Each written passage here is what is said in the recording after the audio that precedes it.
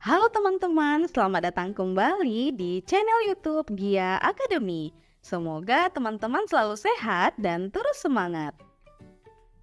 Teman-teman, dalam kehidupan sehari-hari kita sering mengonsumsi berbagai olahan makanan yang terbuat dari yogurt, keju, roti, kecap, atau tempe.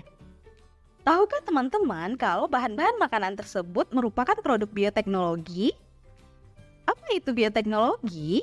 Kira-kira seperti apa ya metode dan produk lain dari bioteknologi ini? Kita akan mempelajarinya di video kali ini. Jadi di video ini kita akan belajar tentang bioteknologi. Simak terus videonya ya. Selain beberapa jenis bahan dasar makanan tadi, produk lain dari bioteknologi ini juga berupa tanaman hidroponik, sapi jersey, dan antibiotik penisilin. Bagaimana ya proses pengolahan produk-produk tersebut hingga menjadi barang yang dapat membantu kehidupan kita? Nah, keseluruhan produk yang kita bahas tadi menggunakan prinsip dasar bioteknologi. Bioteknologi berasal dari kata bio, hidup, dan teknos, teknologi, yang berarti ilmu biologi yang menerapkan prinsip teknologi. Jadi, bioteknologi dapat diartikan sebagai cabang ilmu biologi yang mempelajari pemanfaatan makhluk hidup berupa bakteri, fungi, virus, dan lain-lain, maupun produk dari makhluk hidup seperti alkohol, asam organik, antibiotik, dan enzim dalam proses produksi untuk menghasilkan barang dan jasa yang dapat digunakan oleh manusia. Berdasarkan konsep dasarnya, ada 3 aspek pokok dalam bioteknologi.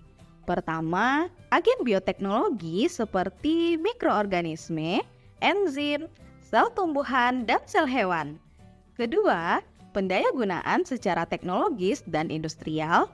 Dan ketiga, produk dan jasa yang diperoleh. Dalam bioteknologi, mikroorganisme merupakan agen biologi yang paling banyak digunakan. Di antaranya virus, bakteri, jamur, alga, dan protozoa. Mikroorganisme dijadikan subjek utama dalam berbagai proses bioteknologi karena beberapa alasan berikut. Pertama, perkembangannya sangat cepat. Kedua, mudah diperoleh dari lingkungan sekitar kita. Ketiga, sifatnya tetap. Keempat, sifat mikroorganisme dapat dimodifikasi atau diubah dengan cepat melalui teknik rekayasa genetika sehingga dapat menghasilkan produk sesuai dengan yang diinginkan. Terakhir, dapat menghasilkan berbagai produk yang dibutuhkan oleh manusia yang tidak bergantung pada musim atau kondisi iklim lingkungannya selama dibiarkan pada sistem tertutup. Menurut perkembangannya, secara umum bioteknologi dibagi menjadi 2 jenis, yaitu bioteknologi konvensional dan bioteknologi modern. Bioteknologi konvensional merupakan bioteknologi yang memanfaatkan organisme secara langsung untuk menghasilkan produk barang dan jasa yang bermanfaat bagi manusia. Bioteknologi ini disebut konvensional karena teknik dan peralatan yang digunakan masih sederhana.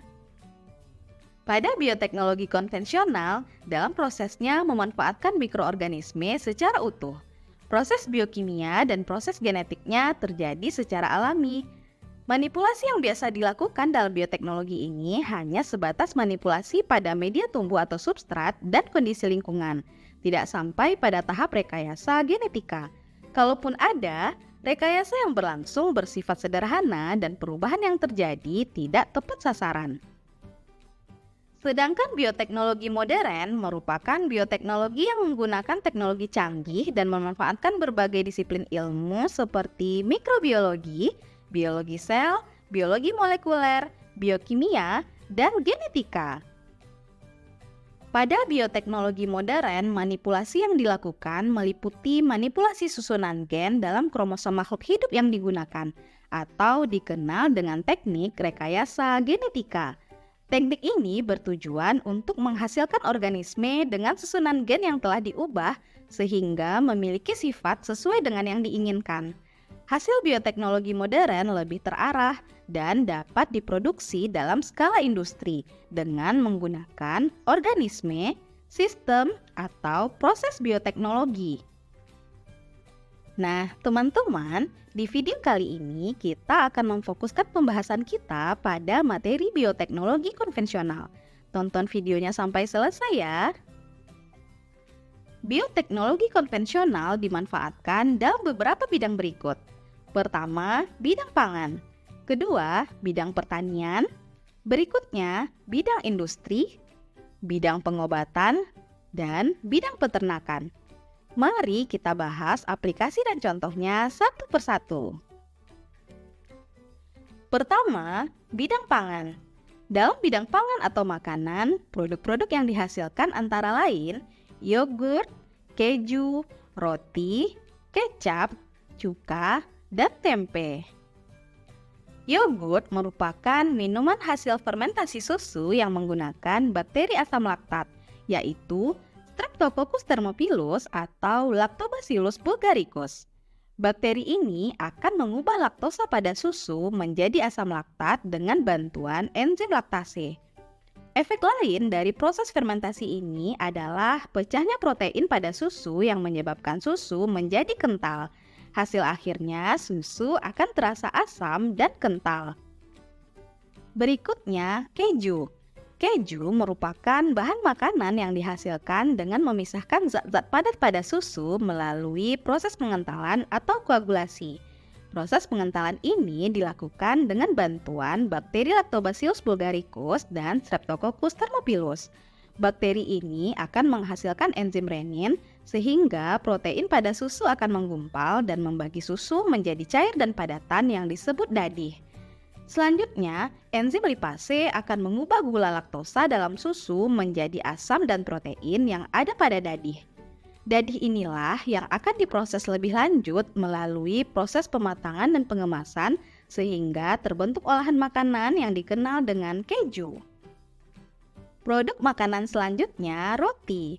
Pembuatan roti juga memanfaatkan peristiwa fermentasi yang dibantu oleh yeast atau Khmer Saccharomyces cerevisiae, merupakan sejenis jamur yang ditambah pada adonan tepung dan akan menimbulkan proses fermentasi. Proses ini akan menghasilkan gas karbon dioksida dan alkohol. Gas karbon dioksida berperan dalam mengembangkan roti, sedangkan alkohol akan mempengaruhi aroma dan memberi rasa pada roti. Adonan akan tampak lebih mengembang dan membesar pada saat adonan dimasukkan ke oven, karena gas akan mengembang pada suhu tinggi. Berikutnya, kecap. Kecap merupakan salah satu produk hasil bioteknologi yang terbuat dari kacang kedelai. Kedelai akan difermentasi dengan menggunakan jamur Aspergillus wenti. Kemudian dikeringkan dan direndam di dalam larutan garam hingga dikemas menjadi kecap. Karenanya, proses pembuatan kecap dinamakan juga dengan fermentasi garam. Jamur Aspergillus wenti akan merobak protein menjadi asam-asam amino dan menghasilkan komponen rasa asam dan aroma yang khas. Produk pangan selanjutnya, cuka. Bahan dasar pada proses pembuatan cuka adalah etanol yang dihasilkan oleh fermentasi anaerob oleh ragi. Bakteri yang digunakan seperti Saccharomyces cerevisiae dan Acetobacter aceti.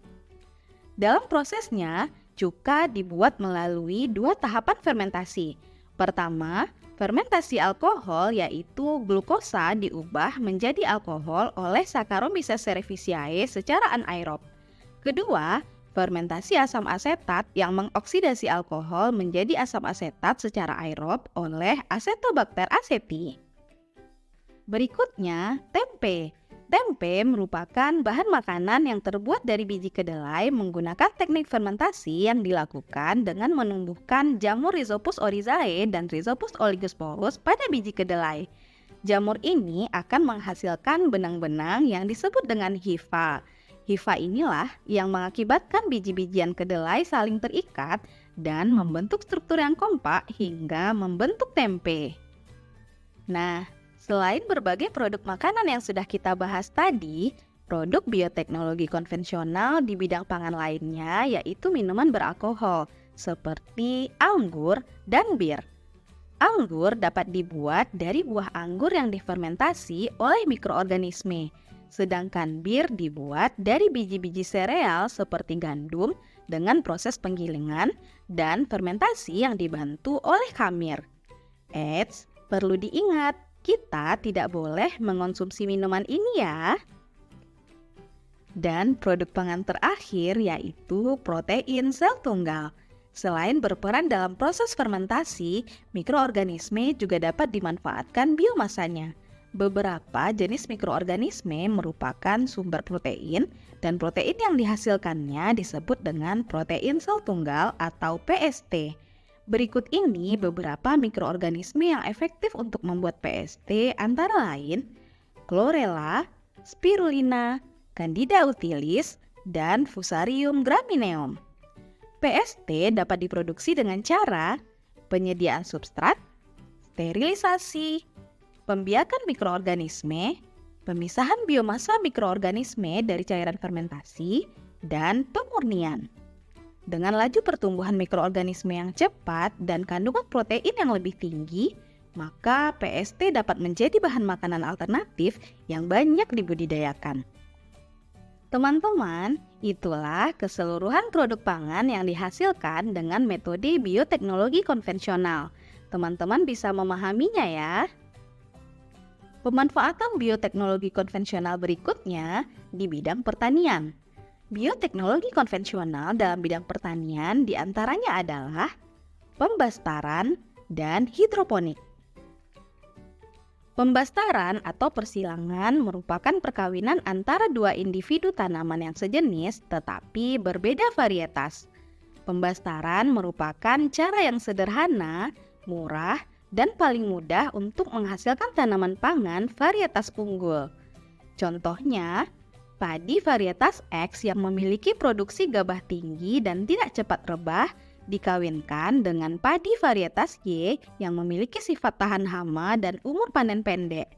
Dari perkawinan ini dapat dihasilkan padi varietas baru yang memiliki sifat perpaduan dari keduanya, yaitu produksi gabah tinggi, tahan hama, tidak cepat rebah, dan umur panen pendek. Produk pertanian berikutnya, hidroponik.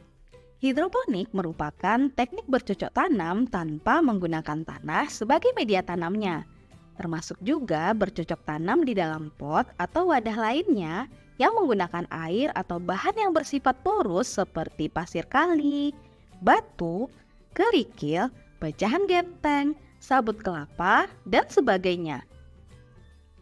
Pemanfaatan bioteknologi konvensional selanjutnya di bidang industri. Pada bidang industri, misalnya teknik bioremediasi, yaitu suatu proses pengelolaan limbah yang mengandung zat-zat yang berbahaya menjadi limbah yang kurang berbahaya. Bioremediasi melibatkan mikroba tertentu, di antaranya Xanthomonas campestris dan Pseudomonas putida. Caranya dengan melepaskan langsung bakteri tersebut ke limbah pabrik yang tercemar.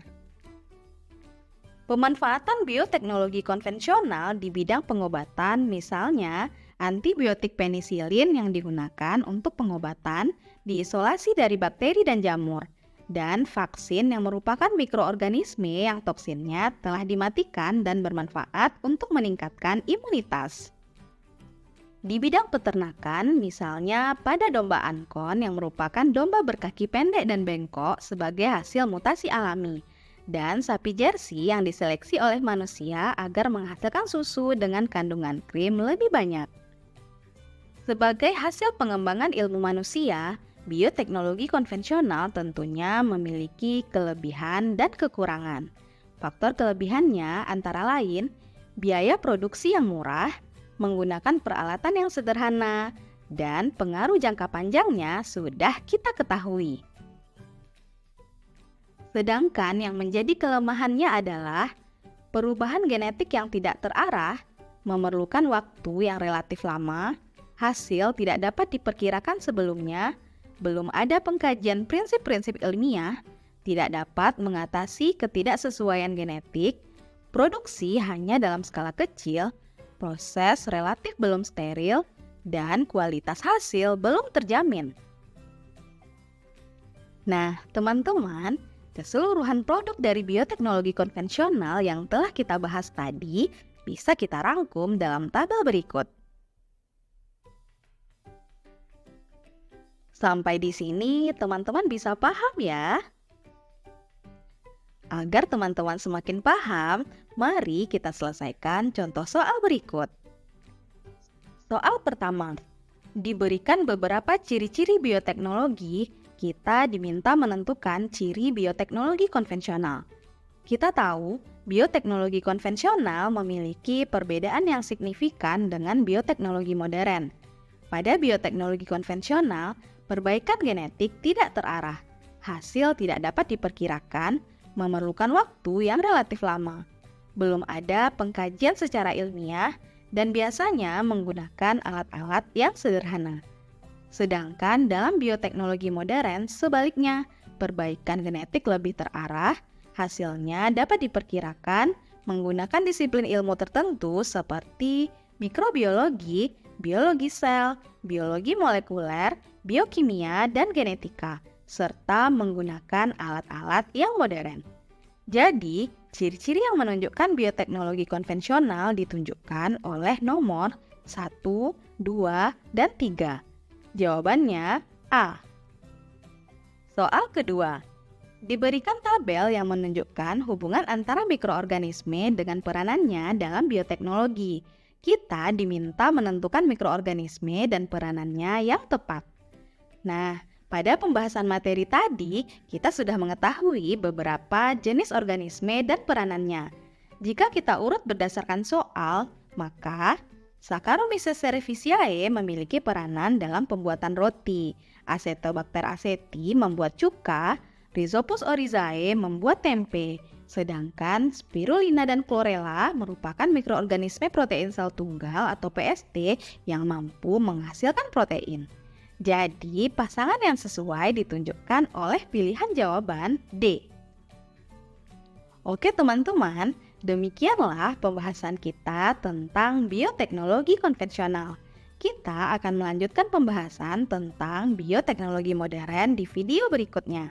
Tungguin ya, sampai jumpa!